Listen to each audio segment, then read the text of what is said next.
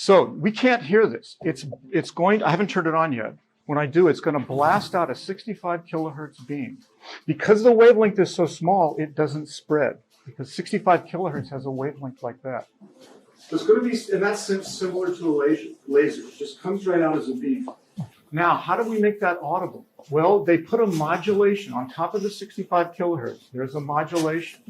And now, here's the next thing I have to tell you. That 65 kilohertz is very high amplitude. It won't hurt you, we don't think. Okay? You certainly can't hear it, and we don't think it'll hurt you. And it's very high amplitude. And what happens when you have two sound waves like this, sound plus sound can create sound, but only at high amplitudes. At low amplitudes, sound waves just travel right through each other. You may be sort of familiar with this.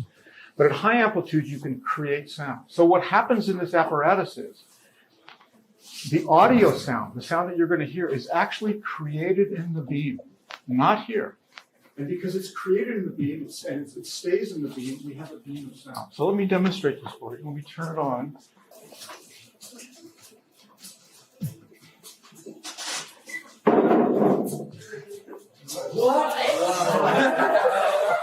It's worth the $2,000. It's not our money. Now, the sound that you're hearing is being created in this beam. It almost sounds like it's coming from your head. So let me try to scan the whole audience here so everybody gets to hear this.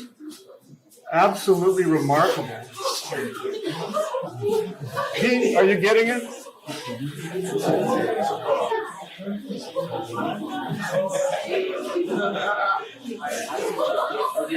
Let's try to, one more thing. Let's try to bounce it off the wall. Raise your hand if you can very clearly hear it. I'm going to try to bounce it off the wall. Look at where the hands are raised. Put your hands down. No, it's bouncing off the wall. This is a beam of sound. Microwaves and other radio frequencies are known to affect the human body. But could they be responsible for voices in people's heads?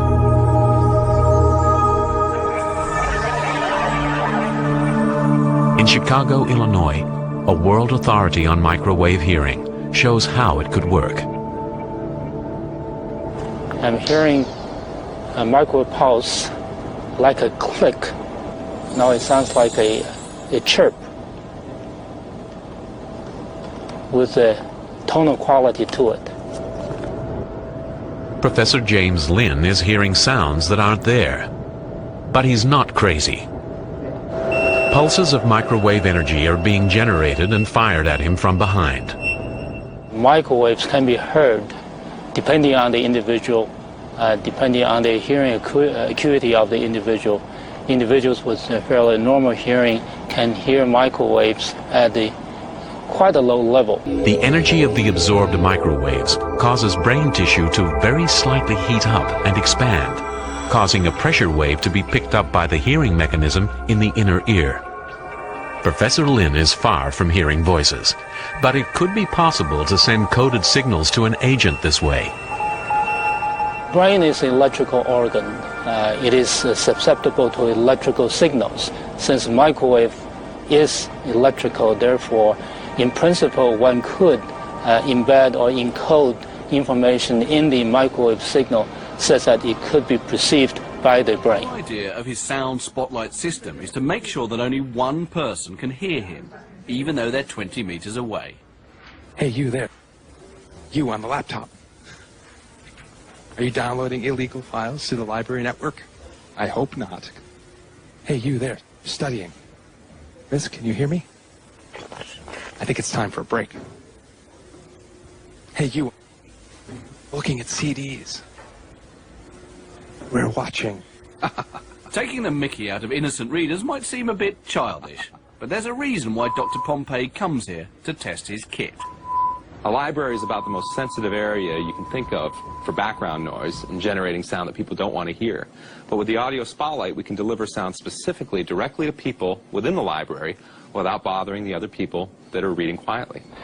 It's stimulated once every 4 seconds, and that produces relaxation and a very pleasant sensation. Similarly, using the appropriate fields, we can induce fear and apprehension, but clearly that would be unethical in that setting. Plus the fast Dr. Persinger's tests suggest that carefully programmed electromagnetic frequencies can tap into individual brains and influence people's emotions.